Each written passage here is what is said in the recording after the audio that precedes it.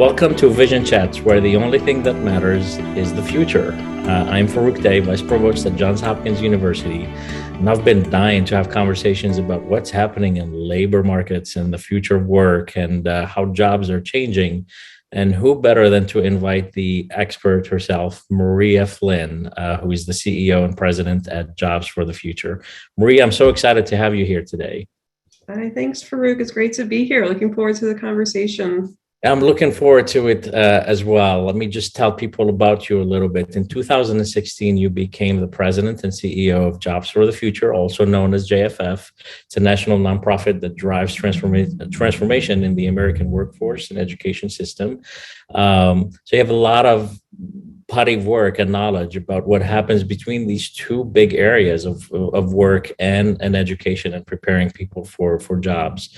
I know also that in 2008, you launched JFF Labs within JFF, and the idea there was to bridge the traditional education and workforce systems with innovative approaches and technology-enabled solutions. So I'd love to learn a little bit more about that.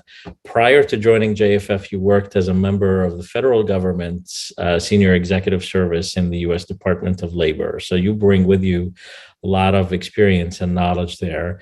And I also read that you are one of the top 100 women-led businesses in Massachusetts, probably among a lot of other accolades.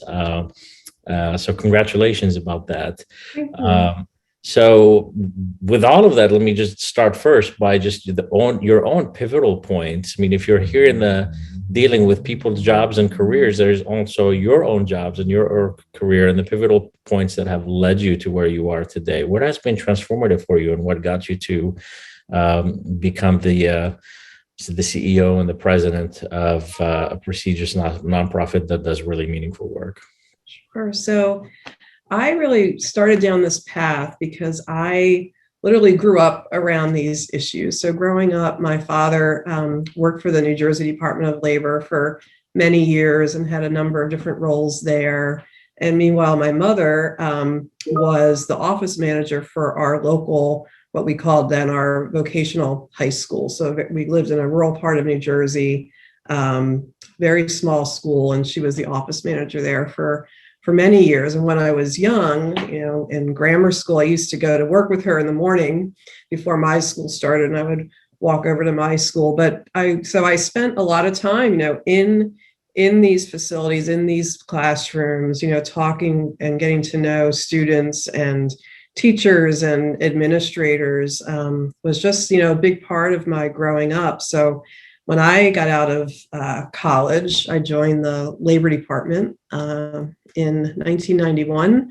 And as you mentioned, I worked kind of my way up there to the senior executive service level and had the opportunity to work across 3 different presidential administrations. So I worked from the end of the first Bush administration all through Clinton, and then 7 of the 8 years of Bush too.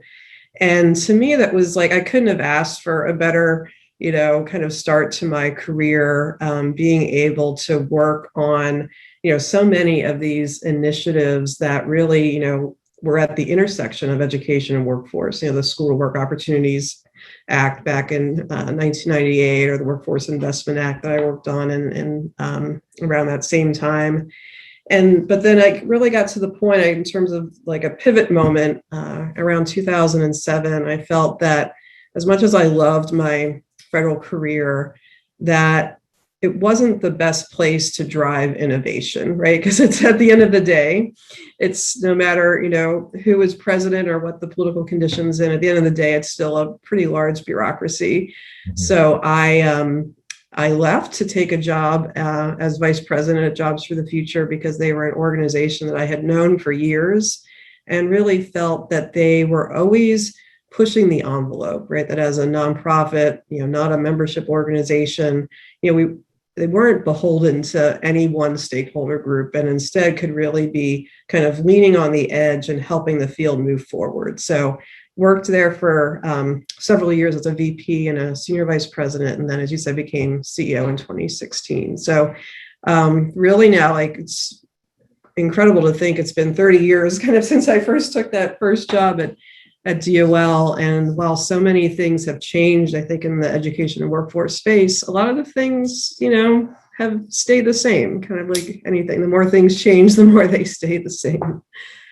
And what a period today to be a president and CEO of an organization like yours, when we're seeing major transformations and shifts in everything in the labor markets. I have so many questions about this. I want to start first with this labor shortage that we're experiencing now. What is causing that? Why are people? What is behind this great resignation that I know LinkedIn has dubbed the Great Reshuffle? So they're trying to reframe it in a different way. Where are those people going? And more importantly, the ones who are leaving without jobs on hands, how are they making a living? I'm very curious about this and what you're seeing in terms of trends and patterns. Yeah, I think, so one, I think, she said so much is changing. It's almost like, it's hard to identify almost what is not changing in terms of labor market dynamics right now. And I also think that we are really in an unprecedented time, right? So I think we're going to be learning more and more, as the months and years go by, to see like which trends continue. But I think if we look at today, the gap that we're looking at is we have about 10.4 million jobs open and about 7.7 million workers looking for jobs, right? So just on the basic math, you would think that this would be an easy problem to solve. But it is an extremely challenging problem to solve, I think, for a number of reasons. I think it's, I think all of us in our own way over the past 20 months of the pandemic have really taken a fundamental re-examination of how we're spending our time, how we are approaching our work and our jobs and our families. And I think that is, driving some of this.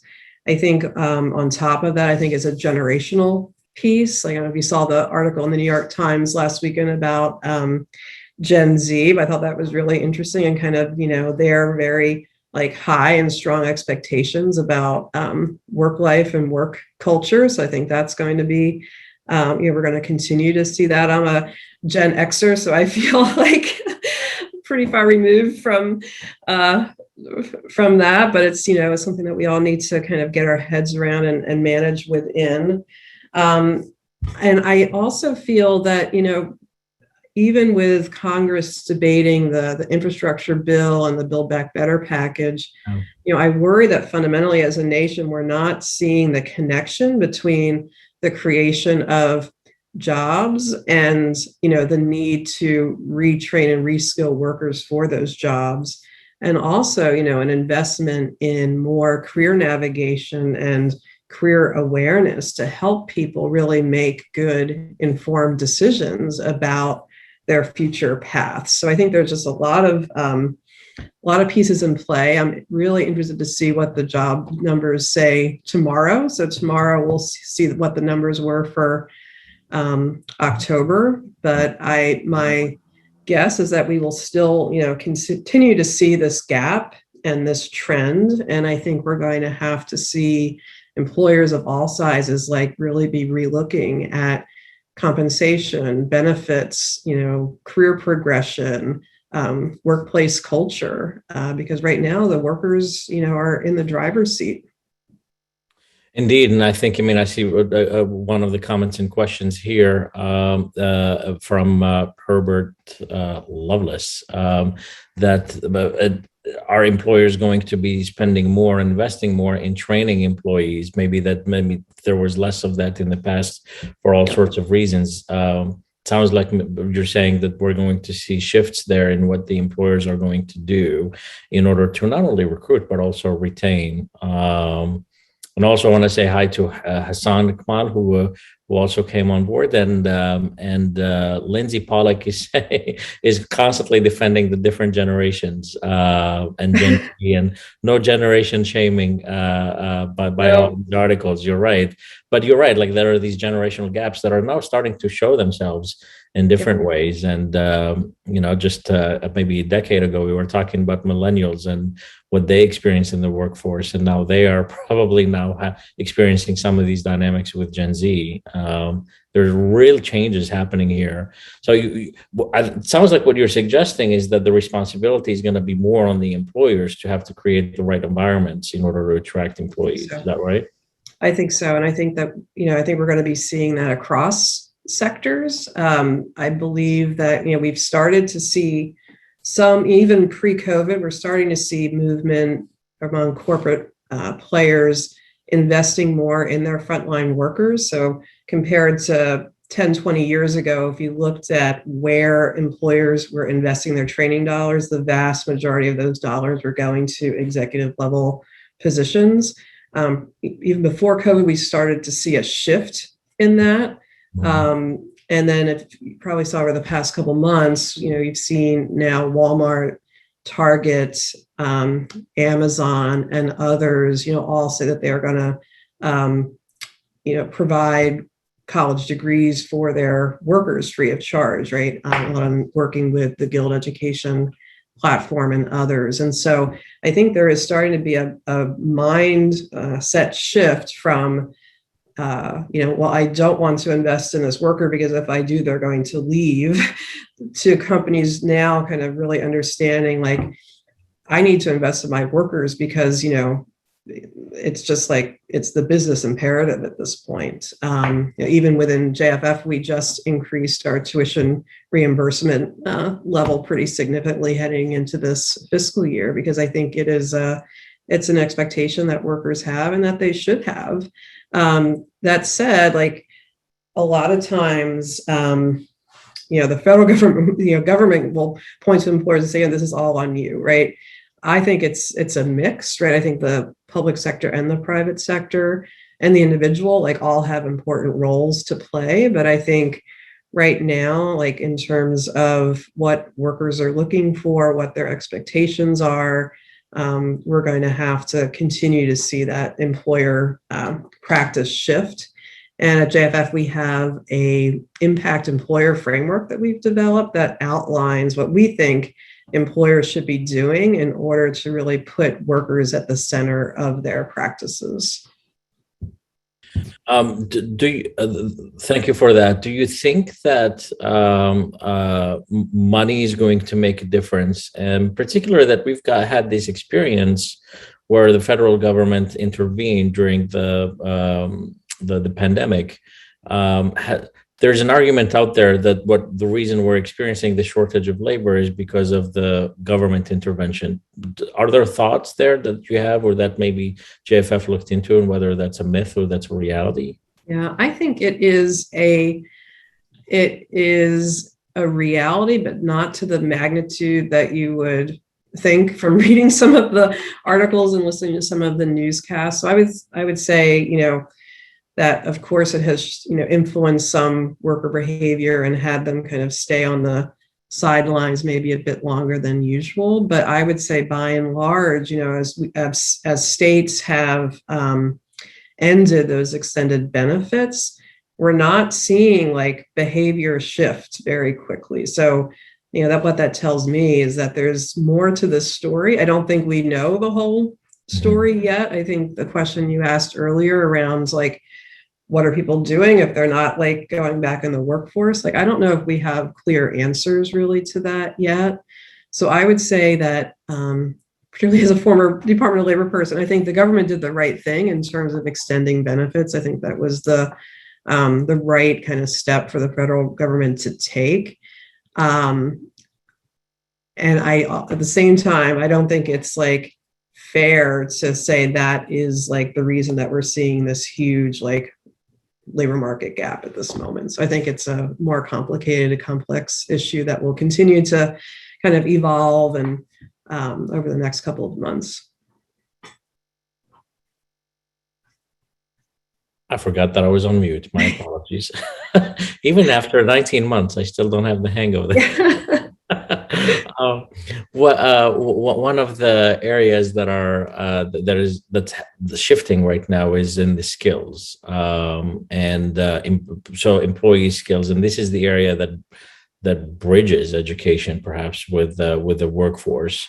It seems like we're going through a period where we're starting to see paradigm shifts in the skills that are required by employers and companies and organizations, and what education, particularly higher education, is providing to meet those demands. We've always had a gap. I've been in higher education for at least 2 decades now, and it's always been a constant conversation, but it feels like it's the gap is getting wider and wider now. What are you seeing there, and what needs to happen from both a policy or from higher education structure, and then also what employers need to do in order to bridge those gaps? Oh yeah, there's lots to unpack there. So I would say first, I would agree that there are, the skill demands continue to shift. One concern I have, right, is that I feel as a field that, we have kind of researched like the question of, what skills are in demand, like over and over again, right? The federal government has done it. Organizations like JFF has done it. I know McKinsey recently came out with another study looking at, the skills needed for the future of work. My concern is like, if you laid out all of those lists, even like back 25 years, like the core skills are arguably similar, right?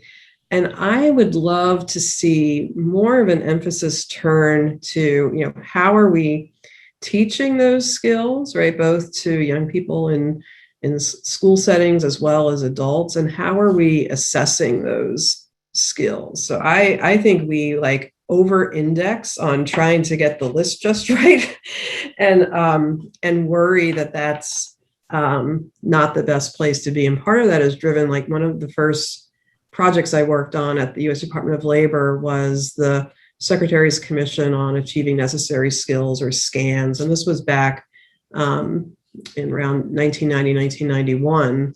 And if you go back and look at that list now, like, of course, like the whole like technology, like digital aspect wasn't captured there, but things, like teamwork and collaboration and analytical ability and communication skills, are really at the heart of that report.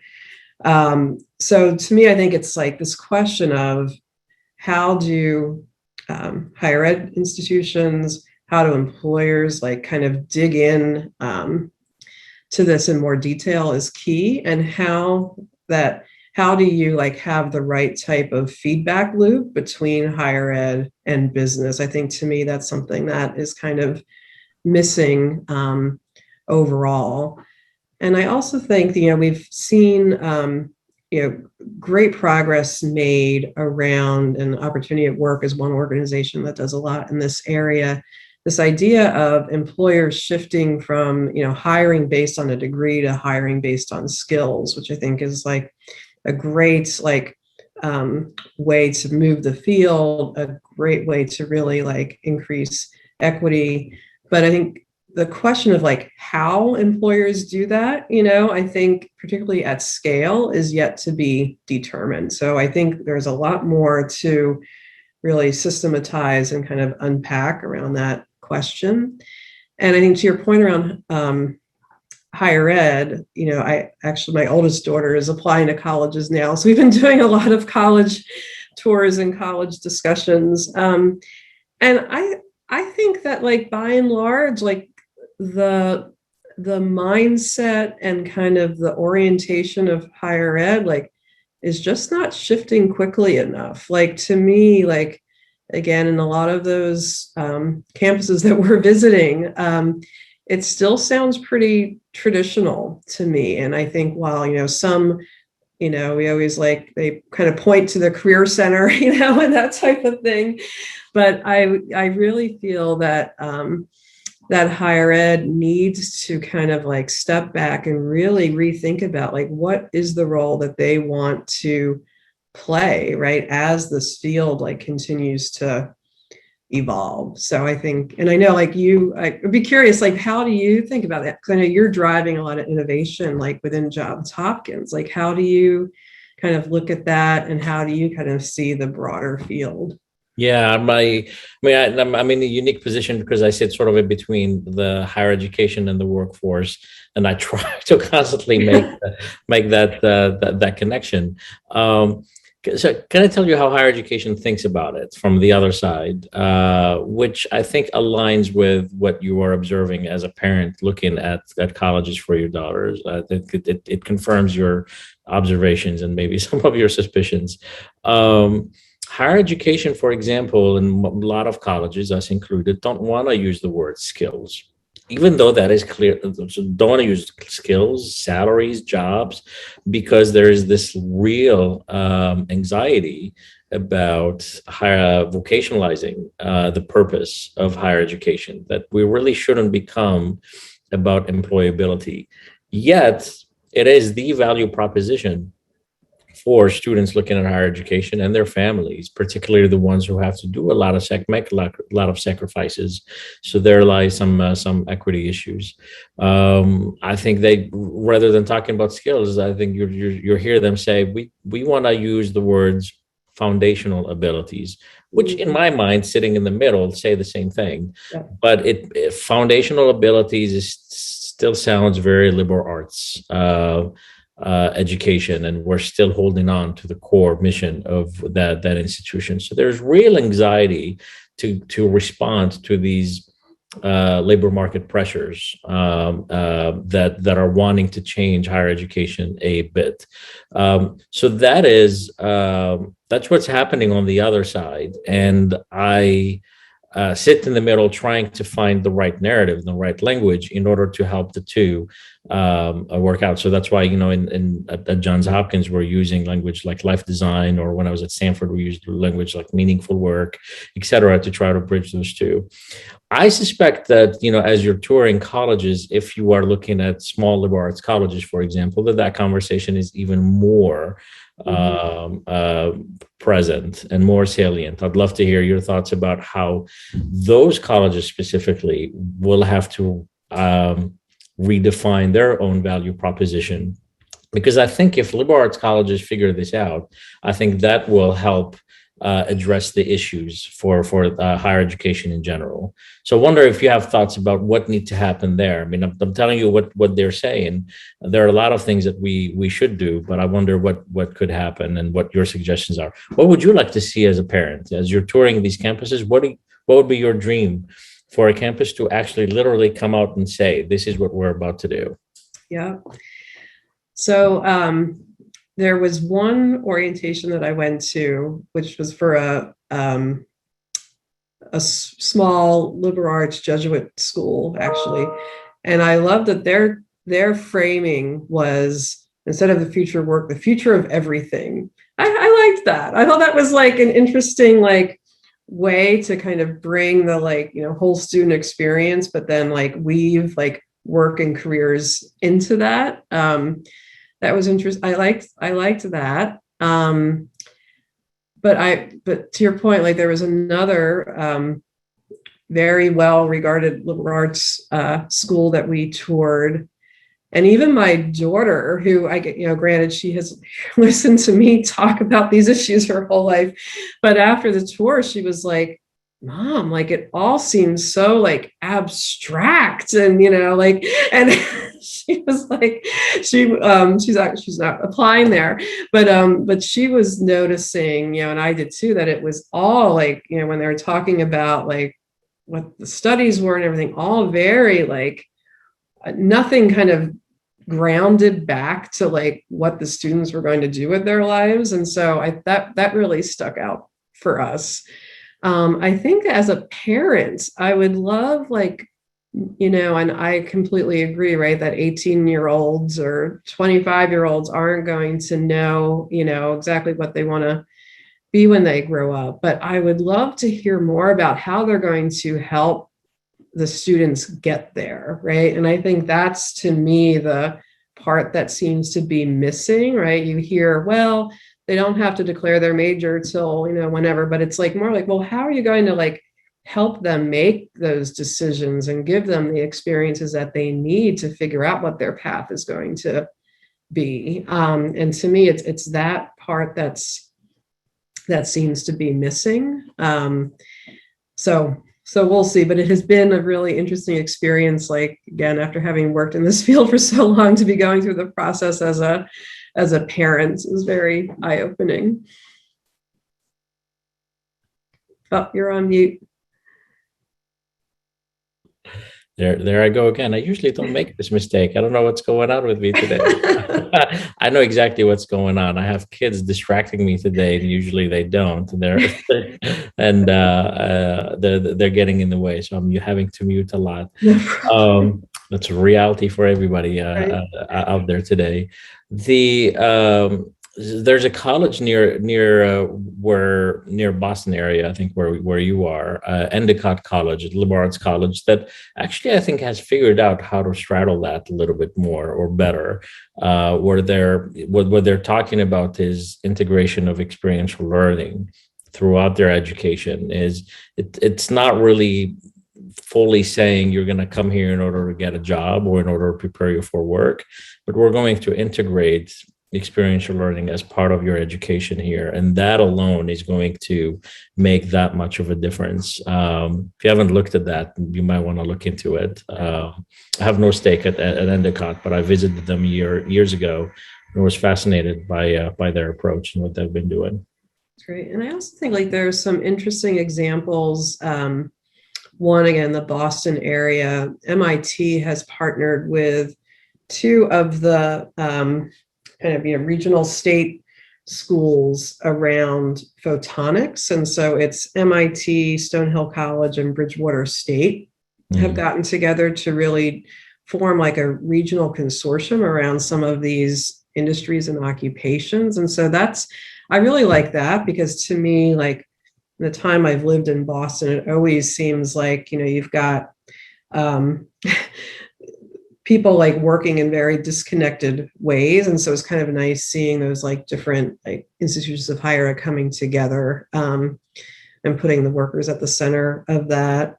Another one that we've worked with a little bit at JFF is UVA, where they've launched Uva Edge, which is really geared towards returning adult learners. And so ways that I think, some of these traditional institutions can really leverage their brand and expand into new kind of student populations in interesting ways. So I think there's definitely, innovation around the country. And I think it's how do we continue to really shift the core of the field is where, my younger daughter is 8. And so I often think like maybe in this decade between when my first daughter and my second daughter like graduate high school, like things will really shift in a fundamental way. So that's my hope. Well, we're certainly going through a turning point at this point, and I think we're all experiencing it. You mentioned it in one of your answers earlier about how equity also is being looked at through a different lens, as we're looking at how jobs are changing, careers, expectations, and then also just the impact of this pandemic. And when I say also colleges and how they prepare people for the future, and even in just the conversation about we don't want it to be about jobs, there's a real maybe coded language there about who gets that luxury to go through education without having to think about what work they do versus others. So there's a real haves and have-nots issue there. I know that that's something that you care deeply about and that JFF has looked into it. That I wonder if you have some thoughts and some information for us to know about what's happening in the world of work and what will happen in the world of work as it relates to the equity issues. Yeah, so we, really center our work around equity and making economic advancement available to all. And as we've been refining our strategy for looking ahead the next couple of years, we have this idea of focusing on helping students find, finance, and flourish. So helping students, particularly students of color, underserved populations, find their best path. So how do they get the information that they need to make the informed choices about their future. And that could mean, themselves, their family, their counselors in school. But, right now, those decision-making systems are pretty weak in our country, I would argue. And second, how do you finance that path? So the kind of the conversations in DC between, free college and expanding Pell and so forth are great, but it's like we need to really, I think, take a more holistic approach to higher ed financing and looking at some of these more kind of innovative models like income share agreements and others, which JFF feels that with the right student protections can really be a driver of equity. And then this idea of flourishing. So I think over the decades, a lot of federal programs kind of end once someone gets in the job, right? And then they're on their own. And so I think thinking about what is the role, again, of the public and private sector in helping folks flourish, once they're in that job and helping them advance in their career. So that's how we're kind of framing our work moving forward. But I think also looking at this idea of multiple pathways and looking at programs like registered apprenticeship, for example, and how we can really push to make that a more diverse, inclusive, and equitable option for workers, how to think about pre-apprenticeship programs that can connect folks into those registered apprenticeship pathways is one, looking at short-term credentials that have, high value, I think is also critical. We've talked for 25 years about stackable credentials, but actually making sure that the credentials do indeed stack and can lead to degrees, I think is critical for equity as well. So I think it's, having an array of high quality options and making those options transparent for young people and adults who are looking to reskill and change jobs. How do you think community colleges play into that? And I wonder where the lowest hanging fruits are for you, community colleges versus state schools or private and elite privates. Yeah. Yep. So really the majority of our work over the past 15 years or so has been around community colleges. So both through philanthropic funded work like the Gates Foundation, Lumina, and others, as well as federal work. So we were the technical assistance provider, for example, for the TACT community college initiative under the Obama administration. So we've done a lot of work with community colleges, both around completion agenda in general. So really student success agendas and the development of a student success network across 19 states, but also really helping them think about those labor market connections and how to really, we released a piece a couple of weeks ago on guided career pathways. So helping those colleges, really, again, thinking about the labor market outcomes at the beginning and helping students through those pathways to get there. I think that, and this is part of the work that's happening in JFF Labs, but also looking at a lot of the kind of new entrants to the market. So whether that is the large platforms like 2U or, Udacity, Coursera, kind of how do they fit in this mix? How do students and workers kind of navigate kind of those options?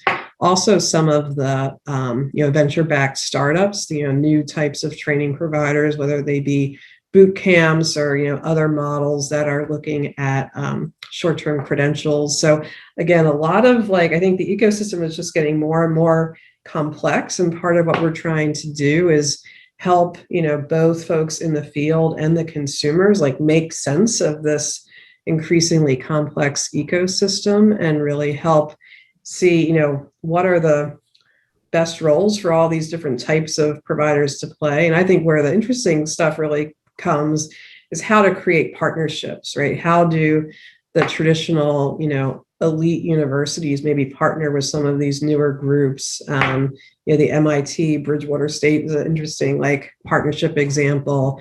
Community colleges branching out and partnering And then we're also seeing, I guess another part of that ecosystem are the corporations who are now kind of getting into this space. So the Google IT certificates, for example, JFF has been working with them to help community colleges, utilize and embed those certificates in their IT pathways. I think just this week it was announced that Google's going to be making the initial 4 certificates free to community colleges across the country. So in addition to all these other players, you have employers who are investing in the creation of their own, certificates and certifications that are meant to plug into these other ecosystem partners. So I think we're going to continue to see like increased complexity. But what do you see? I see all of these things, but we're also seeing the strong interest from employers in skill-based, competency-based education. I think that there's definitely an interest in trying to bridge that gap. So the rise of certification has been an interesting trend that we've watched, and we've wondered actually if employers at what point we're going to reach that tipping point where employers are going to put more value in that versus traditional higher education degree. I don't think we're at that tipping point yet. And what, my read on this, Maria, is really in enrollment numbers. As long as we continue to see strong enrollment numbers, and they're back up again since the first year of the pandemic.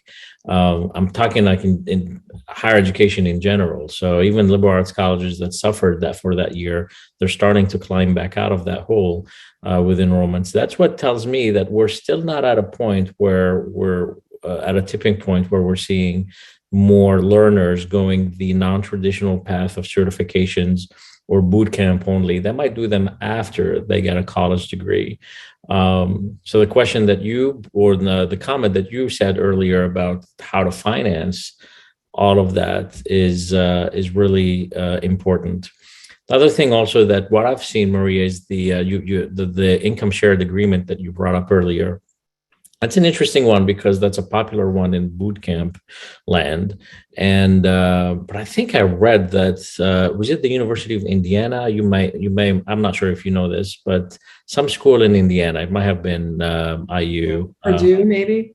Maybe Purdue. Yeah, they've one of them, if somebody in the chat knows, please let us know, that they have actually adopted income shared agreements, which was surprising to me because it's such a startup thing to do and so opposite of what traditional higher education does. And there are some controversies around it. I mean, there are lawsuits out there about income shared agreements, like in some cases, there are accusations that they are more scams than anything else.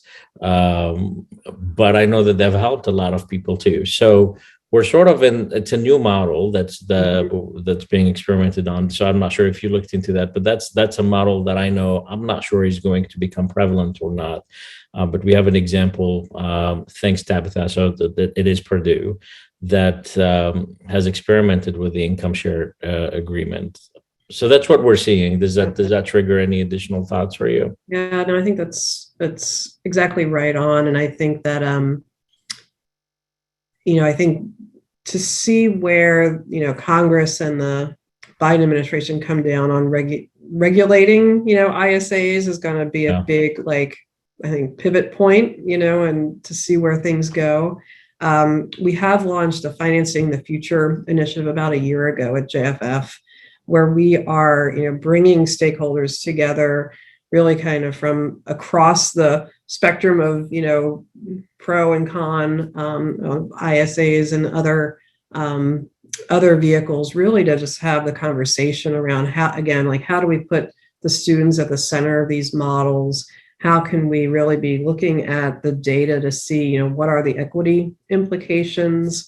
So starting to do some research, like digging into the data on some of the providers. And so I think really, really interesting stuff. And so I encourage folks to kind of learn along with us as we continue to dive in. But at the end of the day, where I worry, not just around ISAs, but really across the board, is that sometimes, innovation gets shut down before we know enough. And so I think we are at JFF, we're really trying, kind of across the board to say, let's keep innovating, because the traditional systems, are not cutting it. So we have to, continue to lean in on testing new approaches. And so I think, with all the money that will hopefully be included in the Build Back Better package, really looking to see, how can we use this hopeful, increase of investment in federal dollars, not just to continue to fund the status quo, but also to really drive like innovative new approaches. Mhm. Awesome. Have you or JFF looked at what's happening with automation and jobs for the future, and what are the changes that are that we're about to see in this next decade? Maybe we're already experiencing them. And in particular, I wonder if you also looked into the supply chain issue that we're dealing with now, and the jobs that are around it that are clearly, ready for automation to take over, because employees are I'm not sure what's happening there. It sounds like its workers are not willing to do those jobs anymore. So I'd love to know what you all have found in that area. Yeah. So shifts driven by automation is actually like kind of our origin story at JFF. So our founders actually started JFF back in 1983, because they were finding, that changes, particularly then in the manufacturing sector, were really impacting workers, and they were concerned that at the time that governors and states weren't doing enough to get ahead of those changes. So in some ways, this is something that has driven, our work for decades, and I think now is just going to continue to accelerate, right? So Andrew Yang spoke at one of our events in June of 2020, and he said, COVID has brought 10 years of changes in 10 weeks, right? So we did see a lot of these, shifts, obviously, to virtual learning, virtual working, digital transformation of systems happen probably quicker than we ever would have thought.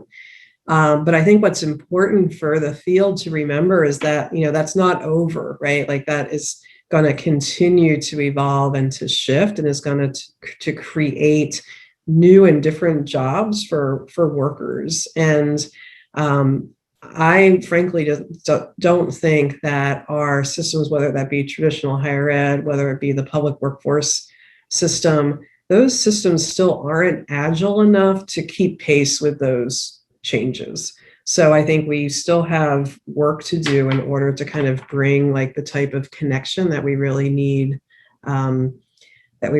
to see. And I would say logistics, it's really timely. I spoke at a logistics event last week, and I do think, it's a critical moment, right? So they were talking about how companies are going from what they used to call just-in-time supply, where they would, order goods, just in time, but now they're ordering, at a rapid pace, because it's a just-in-case model, right? So more and more goods coming in. Meanwhile, a shipping backlog. They're saying that warehouses, warehouse vacancy is almost at 0%, right? So and then you need an astounding amount of logistics workers. Meanwhile, I think just last week, I think it was October 25th or something, there was an article in the Boston Globe that ranked, the kind of the most unpopular jobs right now. And, in the top 8 was logistics worker, right? So you have this, moment in time where the workers are in high demand. Meanwhile, the jobs are not popular. And as you said, automation is right around the corner. So I think that, now is the moment to start to get creative around these jobs and how to be looking, not just, get someone in this job today, but how to really design those as, career paths in the TDL industry, for example, and how to kind of paint that picture and have those plans in place from the beginning. So I think that, things like Amazon and their career choice program is really kind of designed, I think, a really innovative way of kind of looking at this. So, taking, I believe it's basically anyone who has worked in an Amazon warehouse, I think for a year, can basically get a bonus to get a degree and then take a job somewhere else. So it's like a kind of a very, very interesting kind of offboarding program. But I think, over the next couple of months, this is going to continue, I think, to be a really critical issue. Yeah, and I think big retail especially has a lot to learn from Amazon about how to handle these things, and some of them are starting to take on those approaches, Walmart and Home Depot and and others. But there are definitely challenges in that area. It's really interesting hearing you say this because it makes me think that in prior industrial revolutions, automation came first, and then there was the panic about losing jobs, and then there was an adjustment. And it feels like maybe what's unique around the moment we're in now, to me at least, is that the employees left the work first, and we're waiting for automation to come and replace it. And during this gap, companies and organizations are having to find different approaches or have to be creative around how to keep employees interested or workers interested in this work, because sooner or later we're going to have the drones that Amazon has been experimenting with, drop boxes in our yards. That was just a couple of years ago that we started to see those videos, but I don't think the technology is ready yet. I'm guessing that's what holding it, or self-driving trucks on the roads, or there are a lot of other things that we're just not there yet, and it feels like workers walked away from these jobs before automation got here. Yeah, absolutely. So I think, again, like, we're going to continue to see, I think, the workers in the driver's seats, right? So like really be pushing employers to do more and better, I think, across the board. But I think, to me, the next 4 to 6 months, I think, are going to be really telling. And I think some of this will be, I think we'll see interesting work, on the organized labor side. I think we'll continue to see kind of new types of, worker organizing organizations come up. I think we will, what I would like to see is more kind of cross employer coordination within sectors, right? I think sometimes you see, companies within the same sector kind of like fighting for workers in different ways. And I think that it's a great moment, I think, for companies to start to band together a bit and really create solutions that can benefit, a whole industry and not just one company. So maybe we'll see more of that model as well. Have you looked into climate change and how that's impacting the jobs of the future? And if so, what have you found there? That is not something I have looked into, although, in the Build Back Better package, is a significant investment for the creation of the Climate Corps, which I think is really interesting. And then, thinking about how to, build, kind of the idea of credentialing, career pathways, and like workforce provisions within the creation of that core. But in terms of the impact of climate on, kind of the structure and creation or elimination of jobs themselves is not something I know a ton about. One of the things, like, have you seen like trends in that area? Just really on the surface, I'm hardly the expert about that. But I think, and what I've been interested in is the impact of climate change on migration. And ultimately immigration. So, and I think that will be those will be consequences that not only the United States but countries around the world will have to deal with as we're climate changes. Economies will change, but agriculture will change. There's a lot of things that will change that will push people out of certain regions in towards other regions. I mean, we just saw, just out of the pandemic only, we saw a little bit of a foreshadowing of what might happen there with, I think it was 11 or 13% of the US population that moved out of state during just the pandemic. And that they're significantly higher than what we've experienced in prior years. And that is not necessarily climate change related. Although some might make the connection between the virus and climate change. So I wonder what impact that will have on our own internal policy in the United States about immigration, for example, and the interest in bringing workers from other places, and then also just even internally. So I think that's what I've been seeing. I'm not sure if that triggers any additional thoughts for you, but that's one big consequence of climate change that I wonder about.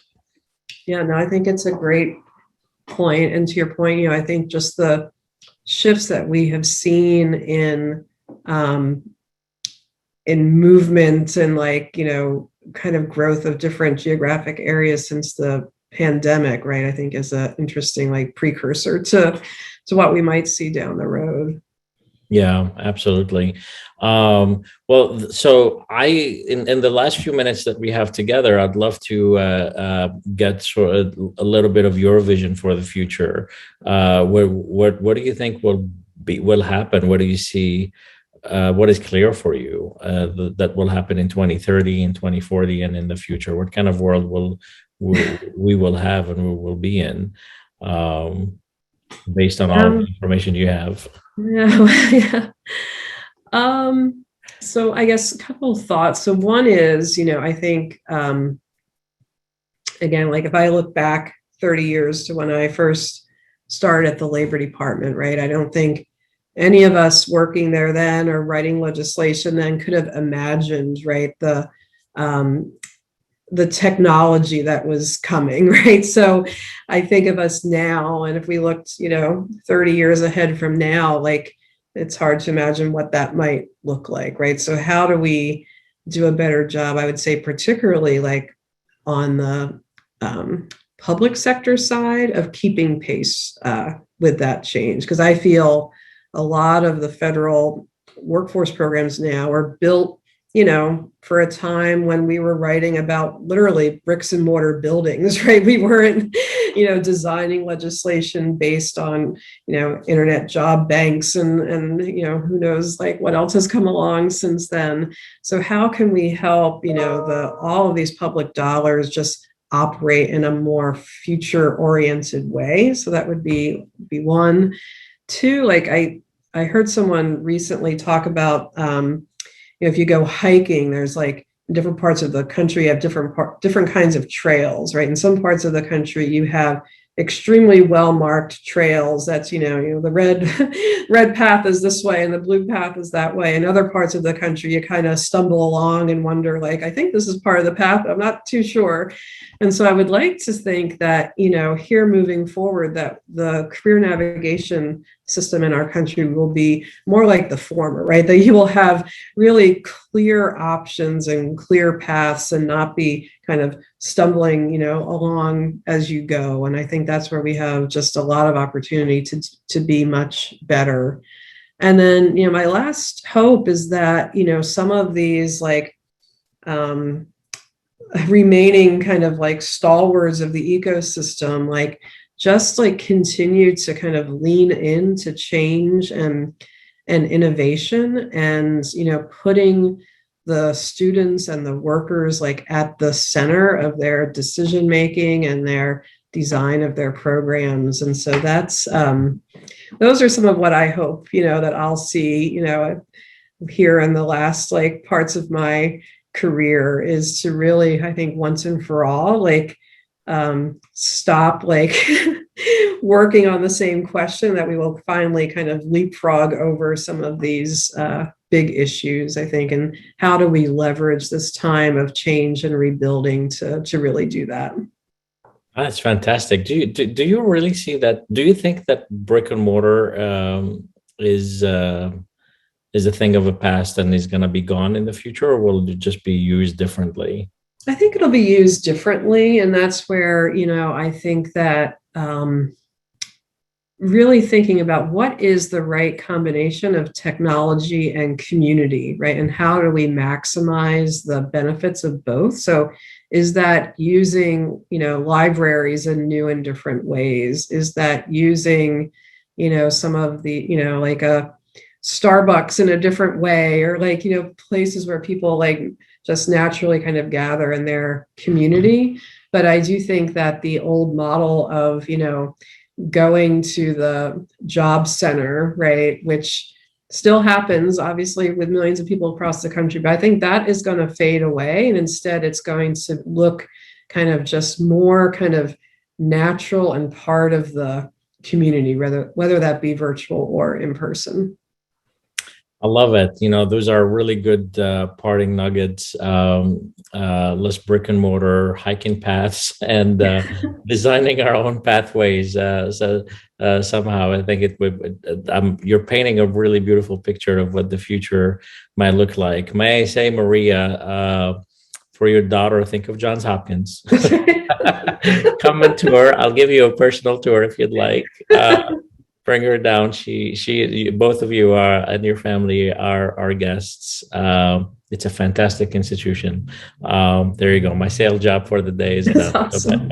My bosses will be happy with me. But I absolutely love this institution, and I think you will too. So you have a lot of great choices, and it's a wonderful time. My kids are a little younger, so at some point I'll need to call you for some advice. That's right. I'll be the expert then. That's right, on how to raise these adults. It's been a fantastic conversation, and I've really, really enjoyed talking to you and learned a lot already just in the last hour. So thank you so much for spending. Thank you for the invitation. It was great talking with you. And thanks everybody for listening. Yeah, I appreciate everybody who tuned in today. And as always, I want to remind you that the only vision that matters is the one that you create. Thank you all so much for tuning in, and we'll see you next time. Thanks, Maria. Bye-bye. Thanks, everybody. Bye-bye.